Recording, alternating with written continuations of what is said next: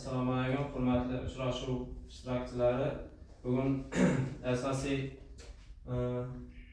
kredit shartlaridan birisi yoshlarni qo'llab-quvvatlash bo'yicha bo'ladi. Bu 60-sonli prezident qaroriga asosan yoshlarimizga ishlab chiqarish va xizmat ko'rsatish sohasida kredit ajratamiz. Buning asosiy shart qoidalari oluvchi 30 yoshdan oshmagan bo'lishi kerak. Foizi 18%, 5 yil muddatga 1 yil imtiyozli dor bilan beriladi.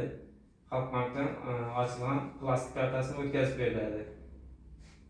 Bunda 3-shaxs kafilligi va sug'urta asosiy kafil sifatida olinadi. 100 million so'mgacha, 100 million so'mdan oshiq bo'lsa, garov evaziga beriladi.